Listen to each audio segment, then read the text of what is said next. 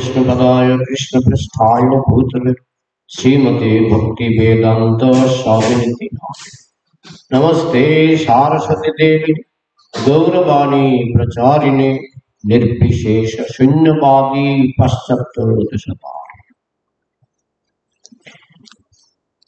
आज আমরা শ্রীমদ্ ভাগবতের তৃতীয় স্কন্ধের 28 নম্বর অধ্যায়ের 2 নম্বর শ্লোক থেকে শ্রবণ করব। অধ্যায়ের নাম ভগবত ভক্তি সম্পাদন সম্পর্কে কপিল দেবের উপদেশ। সবাই আমার সঙ্গে সঙ্গে বলুন, সধর্মাচরণং শক্ত্বা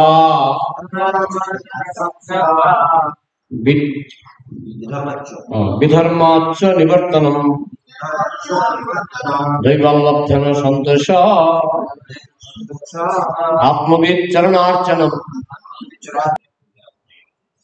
শিল প্রভুপাদ কৃত অনুবাদ এবং তাৎপর্য। জয় শিল প্রভুপাদ কি অনুবাদ। মানুষের যথাসাধ্য সধর্ম আচরণ করা উচিত এবং বিধর্ম পরিত্যাগ করা উচিত। ভগবানের কৃপায় তিনি যা প্রাপ্ত হন তা নিয়ে তার সন্তুষ্ট থাকা উচিত এবং শ্রী গুরুদেবের শ্রী পাদপদ্মের আরাধনা করা উচিত।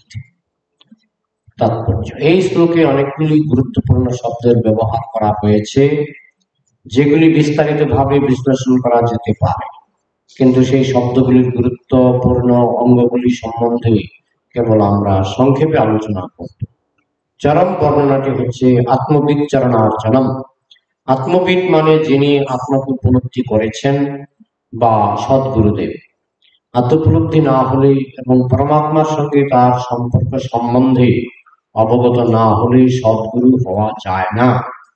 এখানে উপদেশ দেওয়া হয়েছে যে সদ্গুরুর অন্বেষণ করে তার শরণাগত হতে অর্চনম, কারণ তার কাছে প্রশ্ন করে এবং তার আরাধনা করে চিন্ময় কার্যকলাপ সম্বন্ধে শিক্ষা লাভ করা যায়। প্রথম উপদেশ হচ্ছে সধর্ম আচরণম।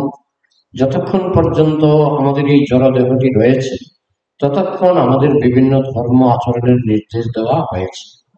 এই ধর্মগুলি 4টি বর্ণে বিভক্ত হয়েছে: ব্রাহ্মণ, ক্ষত্রিয়, বৈশ্য এবং শূদ্র। এই সমস্ত বিশেষ ধর্মগুলির উল্লেখ শাস্ত্রে রয়েছে, বিশেষ করে ভগবত গীতায়। সধর্ম আচরণম মানে হচ্ছে তিনি যে বর্ণে রয়েছেন শ্রদ্ধা সহকারে যথাসাধ্য সেই বর্ণের ধর্ম আচরণ করা। কখনোই অন্যের ধর্ম গ্রহণ করা উচিত নয়। কেউ যদি কোনো বিশেষ সমাজে বা গোষ্ঠীতে জন্মগ্রহণ করে থাকেন তাহলে সেই বিশেষ শ্রেণীর জন্য যে ধর্ম নির্দিষ্ট হয়েছে তাই তার আচরণ করা কর্তব্য। কিন্তু কেউ যদি আধ্যাত্মিক পরিচয়ের স্তরে উন্নীত হওয়ার ফলে কোনো বিশেষ সমাজে বা গোষ্ঠীতে জন্মগ্রহণ করার উপাধি অতিক্রম করার সৌভাগ্য অর্জন করে থাকেন তাহলে তার সধর্ম হচ্ছে সম্পূর্ণরূপে পরমেশ্বর ভগবানের সেবা করা। যিনি কৃষ্ণ ভক্তি স্তরে উন্নতি লাভ করেছেন তার প্রকৃত কর্তব্য হচ্ছে ভগবানের সেবা করা। মানুষ যতক্ষণ পর্যন্ত দেহাত্ম বুদ্ধি স্তরে থাকে ততক্ষণ পর্যন্ত সামাজিক প্রথা অনুসারে তার কর্তব্য সম্পাদন করতে হবে। কিন্তু কেউ যদি আধ্যাত্মিক স্তরে উন্নীত হন তাহলে তাকে কেবল পরমেশ্বর ভগবানের সেবা করতে হবে। এটি হচ্ছে প্রকৃত সধর্ম আচরণম। তো এই শ্লোকটি সংক্ষেপে কপিল দেব অনেক কথা বলবেন। সধর্ম আচরণম, সধর্ম 2 রকমের হয়। সধর্ম 2 রকমের। একটা সধর্ম হচ্ছে সামাজিক সধর্ম। আমাদের যেমন সনাতন সমাজ, হিন্দু সমাজ, সেখানে রয়েছে ব্রাহ্মণ, ক্ষত্রিয়, বৈশ্য, শূদ্র। এদের কি লক্ষণ, এরা কি কাজ করবেন, কি ধরনের পোশাক পরবেন? কলিযুগে তো সব ওলট পালট হয়ে গেছে। কলৌ শূদ্র সম্ভব। কলিযুগে সবাই শূদ্র, কারণ কলিযুগে যে স্বধর্মের যে নিয়ম কানুনগুলি মনুসংহিতায় লেখা আছে, গীতাতে লেখা আছে, বা বিভিন্ন শাস্ত্রে, ভাগবত আছে। ভাগবতে নারদ মুনির একটা পুরা চ্যাপ্টার আছে স্বধর্ম সম্পর্কে। তো ওই যে লক্ষণগুলি নারদ মুনি বলেছেন বা মনুসংহিতায় মনু বলেছেন, গীতাতে কৃষ্ণ বলেছেন, ও আজকাল লক্ষণগুলি দেখা যায়। হ্যাঁ, আজকাল আমরা হয়তো টাইটেল, কেউ ক্ষত্রিয় টাইটেল, কেউ ব্রাহ্মণ টাইটেল, কেউ বৈশ্য টাইটেল, কেউ শূদ্র টাইটেল। টাইটেলে তেমন কিছু যায় আসে না, কারণ সবাই শূদ্র। হ্যাঁ, যেমন গীতাতে যে ব্রাহ্মণের গুণ আছে 9টা গুণ, কে বলতে পারবেন ব্রাহ্মণের 9টা গুণ? শান্তি, রাজ্যবম, একচ। এক, সম মানে মন সংযম, মন সংযম সম। দম মানে ইন্দ্রিয় সংযম, সম দম। তপ, তপস্যা। হ্যাঁ, এটা হতে পারে মাঘ মাসের শীতকালে স্নান করা বা ইত্যাদি ইত্যাদি তপস্যা। হ্যাঁ, জপ করা, এটা তপস্যা। সমদম তপ। শৌচম মানে পরিষ্কার পরিচ্ছন্নতা। Cleanliness is next to godliness, ইংরেজি প্রবাদ। Cleanliness is next to godliness. যদি ভগবানের কাছে যেতে চান, আপনাকে পরিষ্কার পরিচ্ছন্ন থাকতে হবে।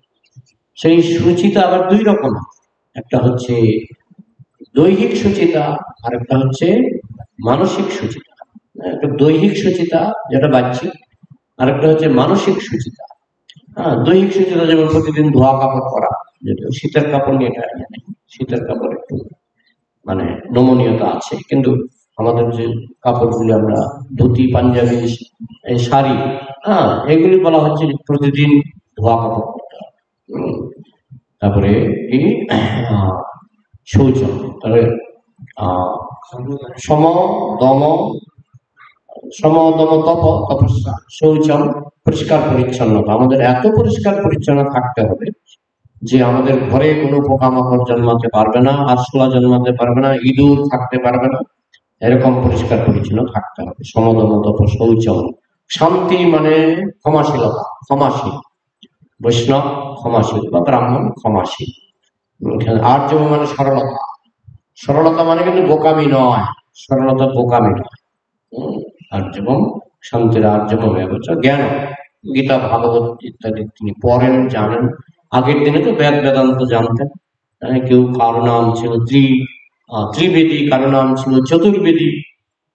চতুর্বেদী মানে 4টা বেদ জানতেন, ত্রিবেদী মানে 3টা বেদ জানতেন। আজকে বলা হয় না দুবে, দুবে মানে দ্বিবেদী।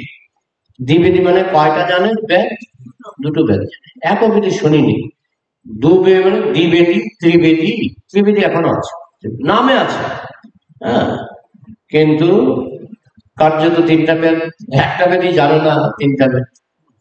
তো এইগুলি হচ্ছে জ্ঞান বিজ্ঞান। বিজ্ঞান মানে অ্যাপ্লিকেশন। জ্ঞান হচ্ছে মনে মনে জানা, আর বিজ্ঞান হচ্ছে অ্যাপ্লিকেশন, প্রয়োগ করা। আমি জানলাম ধূমপান করা খারাপ, কিন্তু ধূমপান করছি, সেটা বিজ্ঞান না, সেটা জ্ঞান। আমি জানি ধূমপান করা খারাপ, এটা জ্ঞান। বিজ্ঞানকে আমি ধূমপান করি না, এটা হচ্ছে বিজ্ঞান। জ্ঞান বিজ্ঞান। নাস্তিক্য মানে ভগবানের বিশ্বাস। নাস্তিক যিনি ব্রাহ্মণ তিনি নাস্তিক। হ্যাঁ, এবং ব্রাহ্মণের কাজ কি সেটা বলে দেওয়া হয়েছে। যজন যাজন পঠন পাঠন দান প্রতিগ্রহ, এই তো কয়টা? 6টা হলো। আচ্ছা, যজন মানে পূজা করা, যাজন মানে পূজা শেখানো। পূজা শুধু করে না, পূজা অন্যদেরকে শেখায়। যজন যাজন। পঠন মানে পড়া, গীতা পড়বে, ভাগবত পড়বে, বেদ পড়বে, উপনিষদ পড়বে। পাঠন মানে অন্যকে পড়ানো। যজন যাজন পঠন পাঠন। তারপরে দান ও প্রতিগ্রহ, দান গ্রহণ করা। প্রতিগ্রহটা কি জানি, অন্যকে আবার সেটা দিয়ে দেওয়া। দান ও প্রতিগ্রহ। 6টা হলো। আচ্ছা, এ হচ্ছে ব্রাহ্মণের কার্য। চাকরি করা ব্রাহ্মণের কার্য নয়, চাকরি করাটা ব্রাহ্মণের কাজ নয়। ব্রাহ্মণ হলে শ্রদ্ধাজীবী। চাকরি করাটা কার কাজ? শূদ্রের কাজ। এমনকি ক্ষত্রিয়ের কাজও নয়, বৈশ্যের কাজ। বৈশ্য চাকরি করবে না, ক্ষত্রিয় চাকরি করবে না, ব্রাহ্মণ 3 বর্ণ চাকরি করবে। চাকরি করবে শুধু একটা বর্ণ, শূদ্র। হ্যাঁ, তাহলে এইগুলো ব্রাহ্মণের বৈশিষ্ট্য। ব্রাহ্মণকে বলা হয় শ্রদ্ধাজীবী। চাকরি করবে না, খাবে কি? মানুষ তাকে ভালোবাসবে, ভালোবেসে তাকে কিছু প্রণামী দেবে। এটা হচ্ছে ব্রাহ্মণের উপজীবিকা। বলে এটা কি সম্ভব নাকি শুধু প্রণামী নিয়ে জীবনযাপন করা? সেটা প্রভুপাত, তিনি আমেরিকায় গিয়েছেন 40 টাকা নিয়ে, কোটি কোটি টাকা প্রণামী পেয়েছেন। যদিও তিনি কোটি কোটি টাকা নিজের ব্যাংক ব্যালেন্সে জমা করেননি বা তার সন্তান সন্ততিদের পাঠিয়ে দেননি, তিনি কোটি কোটি টাকা দিয়ে আবার মন্দির করেছেন, অনেক দামি দামি মন্দির করেছেন, তাই না? তো শুধু প্রণামী দিয়ে যে জীবনযাপন করা যায় সেটা প্রভুপাদ আচরণ করে দেখিয়েছেন। তিনি আমেরিকায় গিয়েছেন 40 টাকা নিয়ে, তিনি কোটি কোটি টাকা প্রণামী পেয়েছেন, কোটি কোটি টাকা প্রণামী পেয়েছেন। তো এইভাবে এটা হচ্ছে ব্রাহ্মণের জীবিকা, শ্রদ্ধাজীবী। তিনি যেটুকু লাগবে সেটুকু গ্রহণ করবেন আর বাকিটা কৃষ্ণ সেবায় লাগিয়ে দেবেন। ছিল প্রভুপাদ বলতেন, আমি খাই মাত্র 4টা চাপাটি, তো কোটি কোটি টাকা প্রণামী পেলে 4টা চাপাটির জন্য কি আর কোটি কোটি টাকা লাগে? অল্প একটু টাকা লাগে, সেটা কৃষ্ণকে ভোগ নিবেদন করে সেটা প্রসাদ হিসাবে তিনি পেতেন, আর বাকি টাকা সব মন্দির নির্মাণে ব্যয় করেছেন। এটা হচ্ছে ব্রাহ্মণের একটা সুন্দর দৃষ্টান্ত ছিল, প্রভুপাদ যেটা স্থাপন করেছেন। জগতের সমস্ত ব্রাহ্মণই তাদের এই আদর্শে চলা উচিত। শ্রদ্ধাজীবী। ক্ষত্রিয়, ক্ষত্রিয় কি জীবী? ক্ষত্রিয় হচ্ছে করজীবী, ট্যাক্স। প্রত্যেকের জীবন ধারণের যে উপার্জন, টাকা ছাড়া তো চলবে না। টাকা কার কিভাবে আসবে? ব্রাহ্মণের টাকা কিভাবে আসবে? ক্ষত্রিয়ের টাকা কিভাবে আসবে? বৈশ্যের টাকা কিভাবে আসবে? শূদ্রের টাকা কিভাবে আসবে? সব শাস্ত্রে পরিষ্কার করে দেওয়া। ক্ষত্রিয়ের টাকা আসবে কি থেকে? ট্যাক্স, ট্যাক্স, কর। করজীবী ক্ষত্রিয় হচ্ছে করজীবী। ক্ষত্রিয় ব্রাহ্মণকে সুরক্ষা দান করবে যাতে গুন্ডা বদমাইশ ব্রাহ্মণের ক্ষতি করতে না পারে। ক্ষত্রিয় ক্ষত্রিয়ের সুরক্ষা দান করবে যাতে গুন্ডা বদমাইশ ক্ষত্রিয়ের ক্ষতি করতে না পারে। ক্ষত্রিয় বৈশ্যের সুরক্ষা দান করবে যাতে গুন্ডা বদমাইশ যাতে বৈশ্যকে আক্রমণ করতে না পারে। যে প্রভু ঘুম পাচ্ছে, ঘুম পেলে একটু দাঁড়াতে পারেন, ইসকনে অ্যালাউড, ঘুম পেলে একটু দাঁড়ানো যায়। তারপরে ক্ষত্রিয় তাহলে মানে করজীবী, তো বৈশ্যের কাছ থেকে কর নেবেন, আর শূদ্রের কাছ থেকে কর নিতে পারেন, ক্ষত্রিয় নিতে পারেন। কারণ করটা তিনি কিসের বিনিময়ে নেন? যেমন ব্রাহ্মণ যে শ্রদ্ধাজীবী প্রণামী নেন, কিসের বিনিময়ে নেন? তিনি জ্ঞান দান করেন, সমাজে জ্ঞান দান করেন। জ্ঞান দানের আজকালও যে বলো না টিউশন ফি, টিউশন কি আছে? টিউশন ফি মানে আমি জ্ঞান দান করছি, আমাকে কিছু টাকা দাও। কিন্তু এটা বাধ্যতামূলক ছিল না, আগের দিনে এটা বাধ্যতামূলক ছিল না। আমি জ্ঞান দান করবো, তোমার ইচ্ছা হলে দেবে, না হলে, এটা ছিল আগের দিনের নিয়ম। হ্যাঁ, এবং ভগবানের উপর নির্ভর করে থাকতেন ব্রাহ্মণরা। কেউ দিত, কেউ দিত না, কিন্তু ঘরে ঘরে মানে হয়ে যেত। হ্যাঁ, যদৃচ্ছা লাভ, এটা বলা হচ্ছে এই শ্লোকে, যদৃচ্ছা লাভ সন্তুষ্ট, মানে যতটুকু ভগবানের কৃপায় আসে। কিন্তু ক্ষত্রিয়ের ক্ষেত্রে এটা ছিল বাধ্যতামূলক, দিতে হবে। তবে সেটাও আবার যেমন যারা বৈশ্য, কোনো বছর হয়তো দেখা গেল ফসল ভালো হয়নি, তখন ওই যত ফসল হয়েছে তার একটা পার্সেন্টেজ ছিল, যেটুকু রোজগার হয়েছে তার একটা পার্সেন্টেজ সরকারকে দিতে হবে। সরকার মানে ক্ষত্রিয়, সরকার মানে ক্ষত্রিয়। তাহলে ব্রাহ্মণ ক্ষত্রিয়। ক্ষত্রিয়ের যেমন লক্ষণ বলা হয়েছে, তিনি সাহসী। সে ক্ষত্রিয় শ্লোকটা কি? গীতাতেই আছে, একটা শ্লোক আছে, কেউ কারো মনে আছে? ওই আমাদের প্রশান্ত প্রভু ক্ষত্রিয় অপলায়ন যুদ্ধে চ সজ্জং তেজ ধৃতির দাক্ষং যুদ্ধে চ অপলায়নম দানমিশ্বর ভাবশ্চ সত্রং কর্ম স্বভাবজম, সত্রকর্ম স্বভাবজম। তাহলে কি? সজ্জং, সহ্য মানে খুব বিরক্ত, ক্ষত্রিয় খুব বীর। হ্যাঁ, আমাদের মায়াপুরে যখন ডাকাত এসেছিল, আমাদের একটা সরকারি পুলিশ ছিল, সরকারি পুলিশ, হাতে ছিল বন্দুক, সরকার থেকে তাকে পাঠিয়েছে মায়াপুরে থাকার জন্য। আর যে ডাকাতরা আসলো, 30 জন ডাকাত এসেছিল, সেই 30 জন ডাকাত যেই মায়াপুরে ঢুকলো, একটা দুটো বোম ফাটালো, আর সেই পুলিশ, সরকারি পুলিশ বাথরুমে ঢুকে সিটকানি দিয়ে বসেছিল। হ্যাঁ, বীর বাথরুমে ঢুকে সিটকানি দিয়ে বসেছিল। সেই 30 জন ডাকাত ডাকাতি করে চলে গেল। তারপরে উনি আস্তে আস্তে কাঁপতে কাঁপতে, তাকে খুঁজে পাওয়া যাচ্ছে না। তো একজন গিয়ে দেখে বাথরুম, আমি বাথরুমে আছি, হ্যাঁ বেরোন তাড়াতাড়ি। আস্তে আস্তে কাঁপতে কাঁপতে বেরোলো, ডাকাত চলে গেছে। হ্যাঁ, চলে গেছে। এটা কি ক্ষত্রিয়ের লক্ষণ?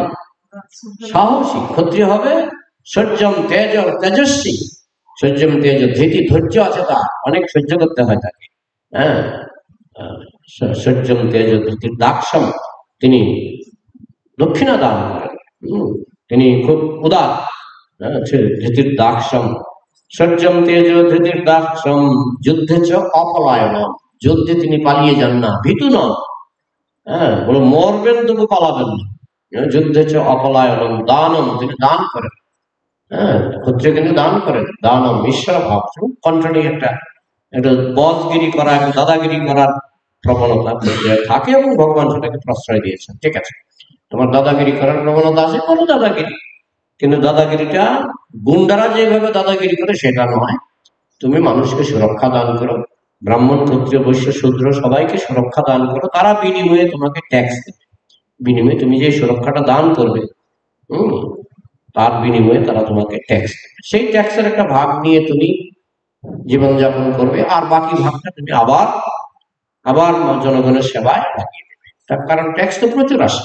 হ্যাঁ, কোটি কোটি টাকা ট্যাক্স আসে, তো একটা ক্ষত্রিয় খাবে কত?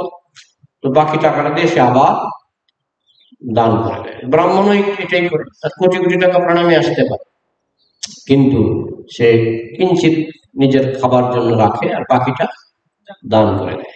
ক্ষত্রিয় কোটি কোটি টাকা ট্যাক্স হিসাবে আসে, কিঞ্চিত তার ভরণ পোষণের জন্য রেখে বাকিটা সে খরচ করে দেয়।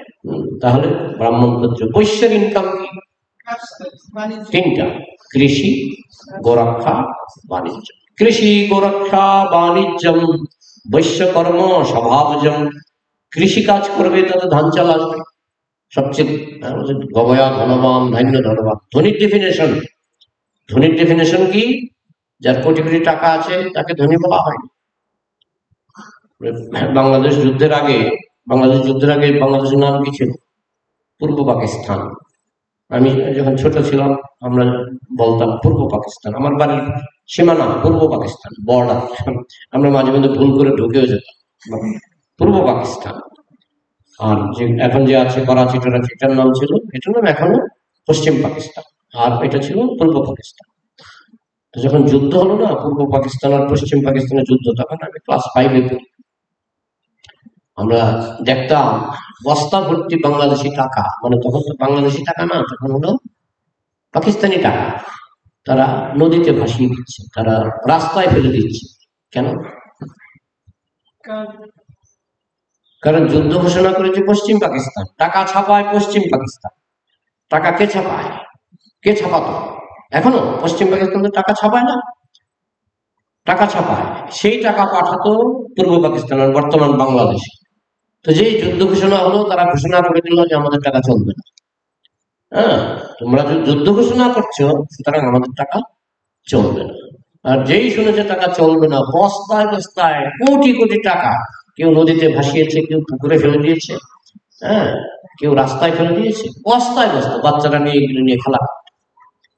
তাহলে টাকার মূল্যটা তখন বোঝা গেল, টাকার মূল্যটা তখন বোঝা গেল।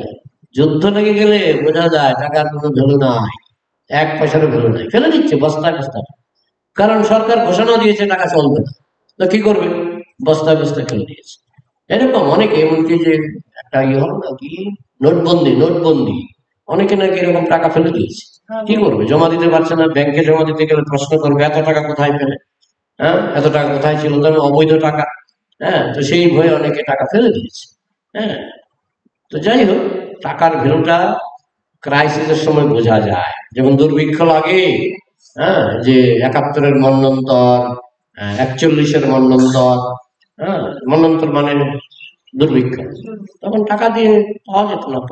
আপনি 1 লক্ষ টাকা দিয়ে বলুন আমাকে 1 কেজি চাল দেন, অনেক সময় পাওয়া যাবে না। কেন পাওয়া যাবে না? কারণ চাল নাই বাজারে, সংসারে চাল নাই, তো আপনি টাকা দিয়ে চাল পাবেন না।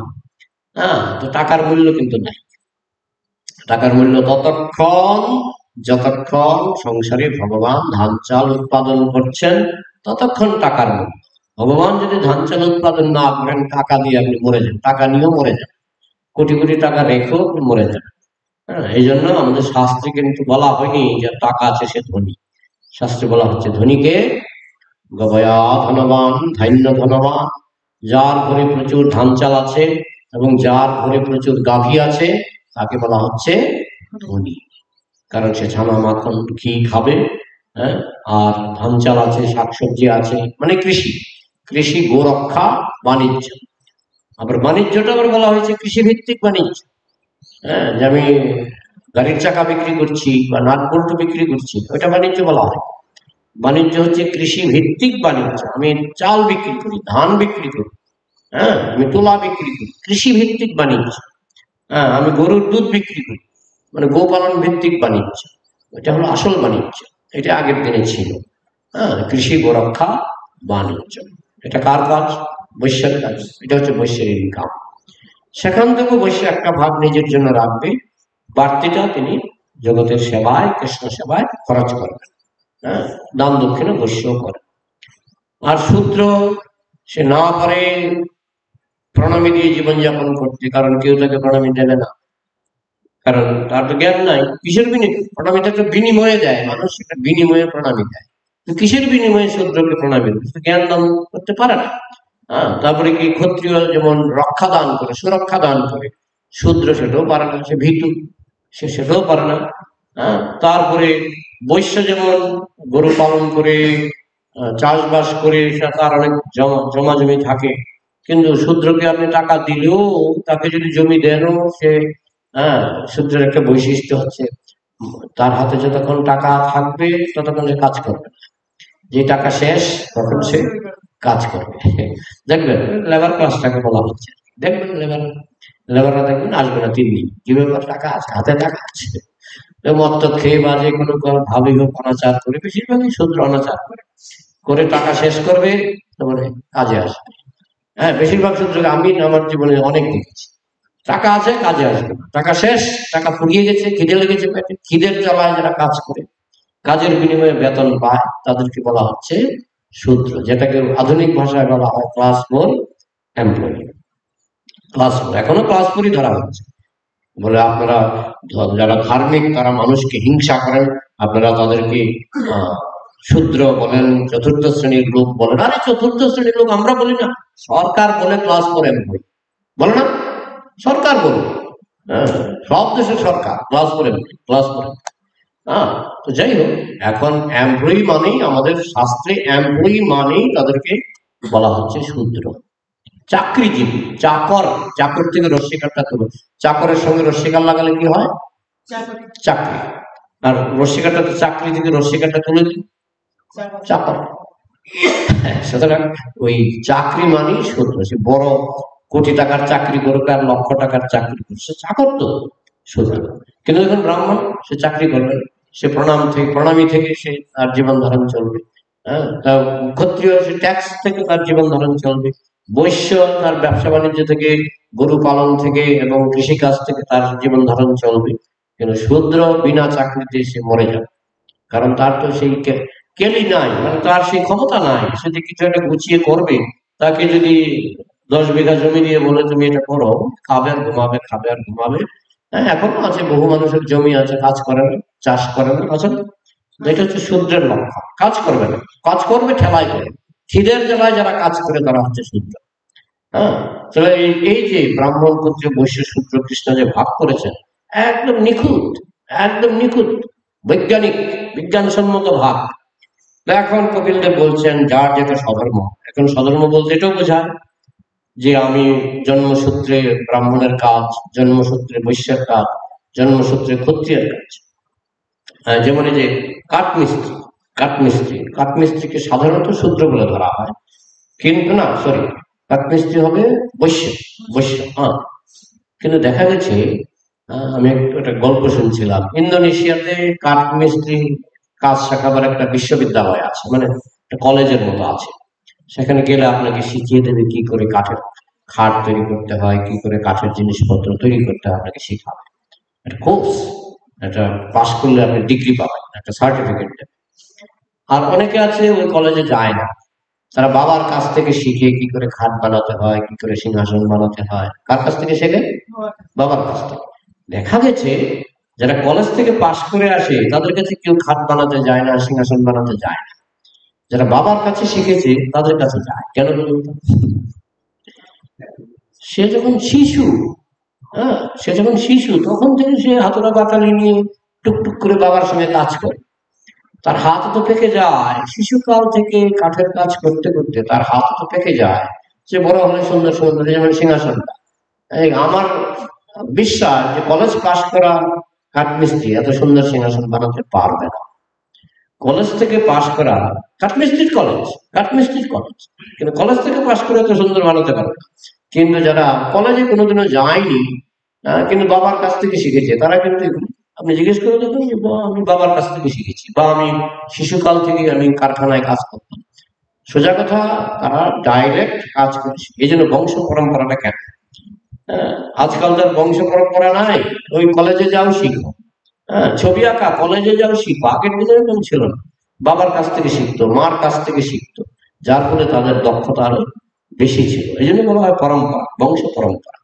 কিন্তু কলিযুগে এইসব আর বংশ পরম্পরা, যেহেতু বংশেরই কালচার নাই, বংশের ক্ষত্রিয়ের ক্ষত্রিয় কালচার নাই, ব্রাহ্মণের ব্রাহ্মণ কালচার নাই, বৈশ্যের বৈশ্য কালচার নাই। বৈশ্যের ছেলে আজকাল গরু দুটো বিক্রি করে দেয়, জমি বিক্রি করে শুধু সরকারি চাকরি খুঁজে বেড়ায়।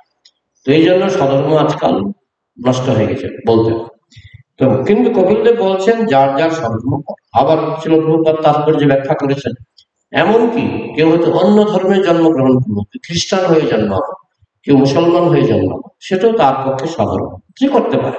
প্রভুপাদের কাছে আসলে বলতো, ঠিক আছে তুমি মুসলমান হয়ে তুমি আল্লাহ ভজনা করো, তোমার ত্যাগ করতে হবে। কিন্তু কৃষ্ণ আবার বলেছেন সর্বধর্মান পরিত্যাজ্য মাম একং শরণম ব্রজ। এটা সবার জন্য নয়, এটা সবার জন্য নয়, এটা স্পেশাল ভাগ্যবান ব্যক্তি যে বুঝতে পারে যে কৃষ্ণ হচ্ছেন ভগবান, তার জন্য বলা হচ্ছে স্বধর্ম ত্যাগ করতে পারো। কারণ স্বধর্ম দুইটা, একটা হচ্ছে জাগতিক স্বধর্ম, আরেকটা হচ্ছে পারমার্থিক স্বধর্ম। পারমার্থিক স্বধর্ম হচ্ছে কৃষ্ণ সেবা। অর্জুনকে যখন কৃষ্ণ বলছিলেন তুমি যুদ্ধ করো, অর্জুন যদি বৈশ্য হতেন বা অর্জুন যদি ব্রাহ্মণ হতেন, কৃষ্ণের আদেশ অমান্য করতে পারতেন? বলতেন আমি ব্রাহ্মণ, আমি কেন যুদ্ধ করবো, আমি বৈশ্য, কেন আমি যুদ্ধ করবো? কিন্তু অর্জুনের স্বধর্ম কি ছিল? যুদ্ধ করা, যুদ্ধ করা। এখন অর্জুন যদি বলেন আমি বৈষ্ণব, আমি ক্ষত্রিয় নই, আমি বৈষ্ণব, কৃষ্ণ বলছেন যুদ্ধ করো। বৈষ্ণবের কাজ হচ্ছে কৃষ্ণের আদেশ পালন করা। অর্জুনের পালাবার কোনো রাস্তাই ছিল না।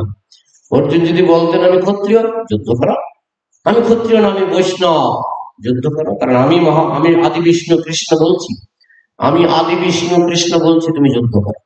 সুতরাং অর্জুনের পক্ষে একটাই রাস্তা খোলা ছিল, যুদ্ধ করা। তুমি বৈষ্ণব হলেও যুদ্ধ করো, কারণ আমি আদি বিষ্ণু কৃষ্ণ তোমাকে আদেশ করছি, ডাইরেক্ট আদেশ করছি, তুমি যুদ্ধ করো। সুতরাং বৈষ্ণব হলেও তুমি যুদ্ধ করো। তুমি যদি বলো না আমি ক্ষত্রিয় বৈষ্ণব, হলেও যুদ্ধ করো। ক্ষত্রিয় ধর্ম হচ্ছে যুদ্ধ করা। তো এখানে কপিলদেব বলছে স্বধর্ম আচরণ, স্বধর্মে নিধনং শ্রেয় পরধর্ম ভয়া। নিজের ধর্ম, যেটা আমি জন্মসূত্রে শিখেছি, পরিবার থেকে শিখেছি, যদিও কলিযুগে একটু উলটপালট হয়ে গেছে, কিন্তু এটাকে কৃষ্ণ গুরুত্ব দিয়েছে। স্বধর্মী নিধনং, নিজের ধর্মে থাক। এটা অনেকটা একটা পরিষ্কার যুক্তি দিয়ে বোঝানো যায়। যেমন একজন ডাক্তার, তার স্বধর্ম কি? ডাক্তারি, রোগীর চিকিৎসা করা। তাকে যদি সরকার বলে তুমি একটা ব্রিজ তৈরি করে নদীতে, গঙ্গা নদীতে একটা ব্রিজ হবে, তুমি ব্রিজটা তৈরি করো, ডাক্তার পারবে? পরধর্ম ভয়া। যদি বলে তুমি এই রোগীর ব্রেন অপারেশন হবে, তুমি ব্রেন অপারেশন করো, ইঞ্জিনিয়ার পারবে? পারবে? পারবে। এই জন্য বলা হচ্ছে স্বধর্মে নিধন। যার যার নিজের ধর্মে পরে যাওয়া ভালো, তবু অন্যের ধর্ম গ্রহণ করা উচিত নয়। এটা হচ্ছে জাগতিক স্ট্যান্ডার্ড, স্বধর্মে নিধন হচ্ছে। একটা গল্প আছে যে একজন লোহার কারিগর, কি বলে কর্মকার নাকি, কর্মকার, তার বন্ধু ছিল কুম্ভকার। কুম্ভকার মানে মাটির কলস তৈরি করে। তো সে কর্মকার বন্ধু গেছে কুম্ভকার বন্ধুর বাড়িতে। তো গিয়ে দেখছে কুম্ভকার বন্ধু মাটির কলস তৈরি করছে, আস্তে আস্তে হাত দিয়ে টিপে টিপে ঘোরাচ্ছে মাটির। হরি বল। তখন কর্মকার বন্ধু বলছে, বন্ধু তোমাকে একটু সাহায্য করি, হেল্প করি। আর তুমি তো কর্মকার, তুমি তো লোহার কাজে অভ্যস্ত, তুমি মাটির কাজে অভ্যস্ত। না না না, আমি দেখছি তুমি কি করে করছো, আমি দেখেছি, তো আমি একটু হেল্প করি, একটু সাহায্য করি। না না, তুমি পারবে না। আর দেখো না, তখন সে ঠিক আছে একটা যেটা বানাও দেখি। তখন সে কি করেছে, একটা হাতুড়ি নিয়েছে, একটা হাতুড়ি নিয়ে মাটির কলসের বানাতে গেছে। তো হাতুড়ি দিয়ে যেরকম লোহা পিটায়, সেরকম পিটাতে শুরু করেছে। তো মাটির কলস থাকবে, ভেঙে যাচ্ছে ভেঙে যাচ্ছে। তো এটা কি বলা হচ্ছে? স্বধর্মে নিধনং শ্রেয় পরধর্ম আমার যেটাতে আমি অভ্যস্ত সেটাই আমার সাধারণ, যেটাতে আমি অভ্যস্ত নই সেটা আমার কাছে পরম। হ্যাঁ, তবে কেউ যখন কৃষ্ণ ভক্ত হয়ে যায় তখন সে এই স্বধর্ম ত্যাগ করতে পারে। যেমন ছিল প্রভুপাদ, তিনি কোন স্বধর্ম করেননি? যেমন বলো ব্রাহ্মণ, প্রভুপাদ ব্রাহ্মণের কাজ করেছেন কিনা? করেছেন কিনা? করেছেন। বই লিখেছেন, জ্ঞান বিতরণ করেছেন, ক্লাস দান করেছেন, ক্লাস দিয়েছেন। এটা কিসের কাজ? ব্রাহ্মণের কাজ। প্রভুপাদ করেছেন। ক্ষত্রিয়, ক্ষত্রিয়ের কাজ কি? ম্যানেজমেন্ট। ক্ষত্রিয়ের কাজ কি? প্রভুপাদের মতো ভালো ম্যানেজার আজ অব্দি কেউ আমার জানা মতো নাই। এত ভালো ম্যানেজার ছিলেন প্রভুপাদ। একজন ভক্তকে বলছেন, হয়গ্রীবকে বলছেন, তুমি মন্দিরের প্রেসিডেন্ট হও না। মন্দিরের প্রেসিডেন্ট হও না। প্রভুপাদ আমি পারবো না, আমি পারবো না। প্রভুপাদ দেখলেন মন্দিরের প্রেসিডেন্ট হতে চাইছে না, আমি পারবো না, আমার কথা কেউ শুনবে না, আমি ম্যানেজ করতে পারবো না। প্রেসিডেন্ট হওয়াটা কি কাজ? ক্ষত্রিয়ের কাজ। ক্ষত্রিয়ের কাজ প্রেসিডেন্ট, টেম্পল কমান্ডার, এটা ক্ষত্রিয়ের কাজ। তো প্রভুপাদ আরেকদিন হয়গ্রীবকে ডাকলেন, হয়গ্রীব তোমাকে আমি সন্ন্যাস দেবো। ওরে বাবারে বাবারে, প্রভুপাদ আমার স্ত্রী আছে, বাচ্চা আছে, আমি সন্ন্যাস নেব না। না না, আমি তো ভাবছি তোমাকে সন্ন্যাস দেবো। না আমি তো পারবো না। তাহলে তুমি মন্দিরের প্রেসিডেন্ট হও। তাইলে তুমি মন্দিরের ওইটা, এটা বরং ভালো, এটা বরং মেনে নেবে। এই যে কায়দা করে প্রভুপাদ চাইছেন প্রভু যেন মন্দিরের প্রেসিডেন্ট হয়, তো উনি বলছেন আমি পারবো না। তবে বললাম ঠিক আছে, তোমাকে সন্ন্যাস দেবো। এটা তো আরো পারবো না, তাইলে তুমি প্রেসিডেন্ট হও। প্রভাত খুব কায়দা করে তিনি ম্যানেজ করতেন। একটা ভক্ত খুব উৎপাত করছিল, তো প্রভুপাদের কাছে এসেছে, অন্য ভক্তরা নালিশ করছে, এই ভক্তটা খুব উৎপাত করছে, খুব উৎপাত, মন্দিরের মধ্যে জ্বালাতন করে। প্রভুপাদ একদিন তাকে ডাকলেন যে আমি শুনলাম তুমি খুব কষ্ট করছো, খুব সেবা করছো, খুব পরিশ্রম করছো। হ্যাঁ প্রভুপাদ, অনেক পরিশ্রম করছো। তো তুমি এই ক্ষুদ্র জায়গায় কেন পড়ে আছো? তোমার কাজ বিশ্বজুড়ে প্রচার করা, আমি যেমন বিশ্বজুড়ে প্রচার করছি, তোমার কাজ হলো বিশ্বজুড়ে প্রচার করা, বিশ্ব কাঁপিয়ে দেওয়া। হ্যাঁ প্রভুপাদ ঠিক বলেছেন, কালকেই তুমি বেরিয়ে যাও, কালকেই তুমি ঘুরে ঘুরে দেশে দেশান্তরে, ভারতে, জার্মানি, রাশিয়ায় ঘুরে ঘুরে প্রচার করো। সেটা খুব খুশি। প্রভুপাদ আমাকে এত গুরুত্ব দিচ্ছে। আসলে প্রভুপাদ কি চাইছিল? তাকে তাকে সেখান থেকে মন্দির থেকে তাড়াতে চাইছিল। কিন্তু কায়দাটা দেখুন, প্রভুপাদের যে কায়দা, এটা ভালো ম্যানেজারের কায়দা। প্রভুপাদ ছিলেন ফার্স্ট ক্লাস ম্যানেজার, না হলে এত বড় ইস্কনকে তিনি ধরে রেখেছেন এক সূত্রে। এটা প্রভুপাদের ম্যানেজমেন্ট। প্রভুপাদ ক্ষত্রিয়ের কাজ করেছেন, ব্রাহ্মণ ক্ষত্রিয়। বৈশ্যের কাজ কি? ব্যবসা। প্রভুপাদের বইয়ের বিজনেস, কোটি কোটি টাকা নিয়ে এসছে, কোটি কোটি টাকা, আজও কোটি কোটি টাকা নিয়ে আসে। প্রভুপাদ গোবিন্দ রেস্টুরেন্ট করেছেন, তারপরে বইয়ের বিজনেস করেছেন, আরো অনেক বিজনেস প্রভুপাদ দেখিয়েছেন। তো উনি কি বৈশ্যের কাজ করেছেন কিনা? ফার্স্ট ক্লাস বৈশ্য। প্রভুপাদের কাছে একজন মারোয়ারি আমেরিকায় দেখা হয়েছিল, গেছিলেন দেখা করতে। তো প্রভুপাদ জিজ্ঞেস করছেন কি ব্যাপার? আপনার কাছে আমি একটু বিজনেস শিখবো। আপনার কাছে আমি বিজনেস শিখবো? আমার কাছে বিজনেস শিখবেন? হ্যাঁ, আমি শুনলাম আপনি নাকি 40 টাকা নিয়ে ভারত থেকে এসেছিলেন, এখন দেখি আপনার কোটি কোটি টাকা, কোটি কোটি টাকা। তো 40 টাকার পুঁজি করে কোটি কোটি টাকা আপনি করে ফেললেন, আপনার কাছে আমি বিজনেস শিখবো। তখন প্রভুপাদ বলেছিলেন ওই 40 টাকা আমি খরচ করিনি। ওই 40 টাকা আমি খরচ করিনি, মানে 40 টাকা আবার, মানুষ তো পুঁজি দিয়ে বিজনেস করে, আমার বিনা পুঁজিতে বিজনেস। তো প্রভুপাদ এই বইয়ের ব্যবসা বলুন, গোবিন্দ রেস্টুরেন্ট ইত্যাদি ইত্যাদি যে প্রভুপাদ করেছেন, এই জন্য ওই অনেক ইস্কনের এত টাকা কোথা থেকে আসে? কারণ প্রভুপাদ ছিলেন ফার্স্ট ক্লাস। তিনি ক্ষত্রিয়ের কাজ করেছেন, ব্রাহ্মণের কাজ করেছেন, বৈশ্যের কাজ করেছেন, শূদ্রের কাজ। প্রভুপাদ নিজে মন্দির মার্জনা করতেন, নিজে মন্দির, যদিও বৈষ্ণবের কোনো জাত নাই, কিন্তু প্রভুপাদ নিজে মন্দির মার্জনা করতেন। এটা অ্যাকচুয়ালি মার্জনাটা ঘর মোছা পোছা, এটা শূদ্রের কাজ। প্রভুপাদ করেছেন, প্রভুপাদ করেছেন। একবার এক সিংহাসন, সিমেন্টের সিংহাসন, সিমেন্টের সিংহাসনে পিলার বর্ণনা কোথায় ভেঙে পড়ে গেছিল, ভেঙে একেবারে মানে বিগ্রহের উপরে পড়তে যাচ্ছিল। প্রভুপাদ এক হাতে, 70-80 বছর বয়স তখন তার, তিনি তো 70 বছর বয়সে তিনি সন্ন্যাস নিলেন, 80 বছর বয়সে দেহত্যাগ করলেন। এক হাতে প্রভুপাদ সেই পিলারটাকে আমাদের অভয়চরণ সিরিয়ালে দেখায়, এক হাতে প্রভুপাদ আটকে রেখে দিলেন। যাই হোক, তিনি অনেক সময় জাগতিক পরিশ্রম, বাসন মাজা প্রভুপাদ যখন প্রথম ইস্কন স্থাপন করেন, নিজে রান্না করতেন, নিজে বাসন মাজতেন। তো এগুলি সাধারণত শূদ্রের কাজ, কিন্তু প্রভুপাদ করতেন। তাহলে প্রভুপাদ বর্ণাশ্রমের ঊর্ধ্বে, তিনি না ব্রাহ্মণ, না ক্ষত্রিয়, না বৈশ্য, না শূদ্র, তিনি বৈষ্ণব, মহান বৈষ্ণব, কিন্তু তিনি বর্ণাশ্রমের ঊর্ধ্বে বলে তিনি যে কোনো কাজ কৃষ্ণের জন্য, যে কোনো কাজ করতে রাজি থাকেন। এই জন্য বলা হচ্ছে একমাত্র কৃষ্ণ ভক্ত বর্ণাশ্রমের ঊর্ধ্বে, আর বাকি সবাইকেই বলা হয়েছে তোমরা বর্ণাশ্রম পালন করো। তোমার যেটা বর্ণগত, জন্মগত, ব্রাহ্মণ, ক্ষত্রিয়, বৈশ্য, শূদ্র, হিন্দু, মুসলমান, খ্রিস্টান, তোমার যেটা জন্মগত অধিকার সেই অনুসারে তুমি ধর্ম করো। কিন্তু তুমি যখন কৃষ্ণ ভক্ত হয়ে যাবে, সর্বধর্মান পরিত্যাজ্য মাম একং শরণং, তখন তুমি এইসবের ঊর্ধ্বে। তখন তোমাকে বলা যাবে না যে ব্রাহ্মণ বৈষ্ণব, ক্ষত্রিয় বৈষ্ণব, বৈশ্য বৈষ্ণব, শূদ্র বৈষ্ণব, কোন অপরাধ নেই। হ্যাঁ, বৈষ্ণবের কোনো জাত নাই। কৃষ্ণ ভজনে নাহি জাতি কুলাদি বিচার, যেই ভজে সেই বড় অভক্তহীন ছাড়, কৃষ্ণ ভজনে নাহি জাতি কুলাদি বিচার। আরেকটা শব্দ হচ্ছে শক্তিয়া। শক্তা মানে শক্তি অনুসারে, যে আমি তো এটা পারি না, শক্তি অনুসারে করো। আমি তো ধূমপান না করে পারি না, আমি তো মাছ মাংস না খেয়ে পারি না।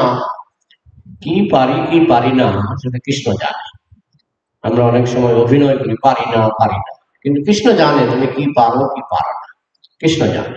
তো এই জন্য বলা হচ্ছে শক্তিয়া, শক্তি অনুসারে। তোমার শক্তি অনুসারে ব্রহ্মচর্য পালন করো, তোমার শক্তি অনুসারে এই 4টা নিয়ম পালন করো, তোমার শক্তি অনুসারে জপ করো। আমি পারি না, পারি না বললে তো কৃষ্ণ শুনবে না, কারণ কৃষ্ণ আমার শক্তি জানে, আমি কি পারি আর কি পারি না কৃষ্ণ জানে। তাই আমি পারি না অজুহাত দিলে তো কৃষ্ণ শুনবে না। তাই এখানে বলা হচ্ছে শক্তি, আর শক্তি অনুসারে করো। তুমি যেটা পারো শক্তি অনুসারে, এটা প্রবাদ বলছেন যথাসাধ্য, মানে শক্তি, যথাসাধ্য, যথাসাধ্য তুমি 4টা নিয়ম পালন করো, যথাসাধ্য তুমি জপ করো, যথাসাধ্য সমস্ত নিয়ম কানুনগুলি পালন করো। এই যেমন ভীষ্ম পঞ্চক গেল, কেউ হবিষ্যান্ন খেয়েছে, কেউ ফলমূল খেয়েছে, কেউ উপবাস থেকেছে 5 দিন উপবাস। আরে আমরা তো ইয়ে পাইনি কাউকে পঞ্চগত, আমাকে দেবেন একটু, আছে কি না শেষ? হ্যাঁ, উঠে জানালা ঘরের ভিতরে। ও আমি আর বলছি ঘিয়ের ডাব্বাটাকে ফেলে গেল। ঠিক আছে, আজকে পেয়ে নেবো, কি করা যাবে, নেই মামার চেয়ে কানা ভালো, কাল খেলাম না, আজকে পেয়ে যাবো। যাই হোক, তো শক্তিয়া, কেউ উপবাস করে বিষ্ণু পঞ্চক করছে, কেউ ফলমূল খেয়ে করছে, কেউ হবিষ্যান্ন খেয়ে করছে, আবার কেউ শুধু করছেই না, ভাত খাচ্ছে, তাই না? তো শক্তিয়া যথাসাধ্য, যার যেটুকু সামর্থ্য। আর কি বিধর্মার্চ নিবর্তন, বিধর্ম ত্যাগ করতে হবে। বিধর্ম মানে পাপ, পাপ ত্যাগ করতে হবে। আর কি দৈবাল লব্ধন সন্তুষ্ট, দৈবক্রমে যা আসে, ভগবানের কৃপায় যা আসে। হ্যাঁ, যেমন ব্রাহ্মণ, কেউ তাকে প্রণামী দেবে না, কেউ তাকে কোটি টাকা দিয়ে দেবে। হ্যাঁ, তো এই জন্য দৈবক্রমে যা আসে, দৈবাল লব্ধেন, দৈবক্রমে যা আসে ভগবানের ইচ্ছায়, যদৃচ্ছা লাভ সন্তুষ্ট দ্বন্দ্বাতীত বিমৎসরা, যদৃচ্ছা লাভ সন্তুষ্ট, যদৃচ্ছা ক্রমে যা আসে সেটা নিয়ে ব্রাহ্মণ সন্তুষ্ট থাকে। সন্তুষ্ট সন্তুষ্ট সততং যোগী যথাত্ম দৃঢ়নিষ্ঠ, সন্তুষ্ট ব্রাহ্মণ সবসময় সন্তুষ্ট। কেউ প্রণামী দিলেও আছি, কেউ প্রণামী না দিলেও আছি। দৈবাল লব্ধন, দৈবক্রমে যা আসে তাতেই সে সন্তুষ্ট। আর কি আত্মবিদ চরণার্চন, আত্মবিদ মানে যিনি আত্মতত্ত্ব জ্ঞান লাভ করেছেন তাকে বলা হয় আত্মবিদ। আত্মবিদ, ঘুম যাচ্ছে না।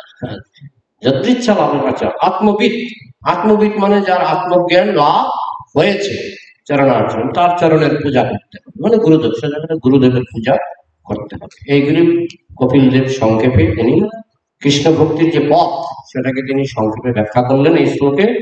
যে এর মধ্যে প্রভুপাদ তাৎপর্য বলছেন এই কথাটা সবচেয়ে গুরুত্বপূর্ণ, আত্মবিদ চরণ অর্চনম। আত্মবিদ মানে গুরুদেব, গুরুদেবের চরণ সেবা করতে হবে। ঠিক আছে, এখন 5 মিনিট আছে, প্রশ্ন থাকলে আলোচনা করা যাবে।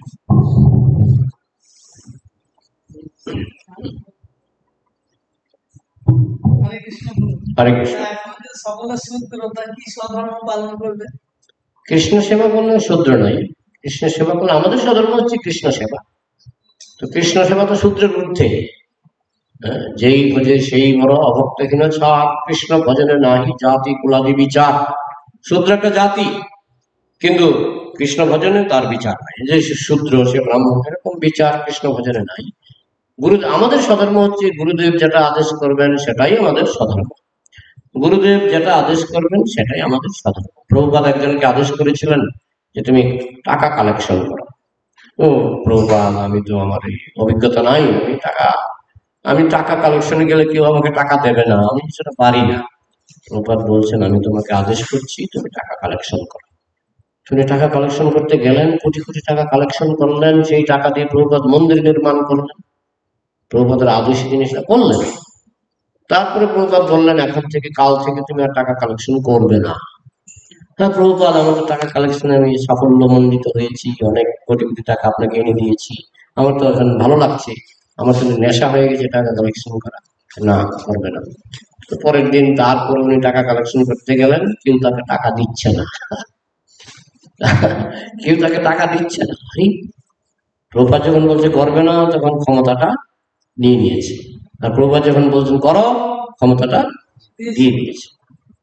গুরুদেবের কৃপা। এই জন্য আমাদের স্বধর্ম হচ্ছে গুরুদেবের আদেশ পালন করা, সেটাই আমাদের স্বধর্ম। বুঝা গেল? হরে কৃষ্ণ। আর আর কোন প্রশ্ন? তাহলে রাখছি। জয় শ্রীমদ ভাগবতম কি, সমস্ত বৈষ্ণব ভক্তবৃন্দ কি, নিতাই গৌর প্রেমানন্দ।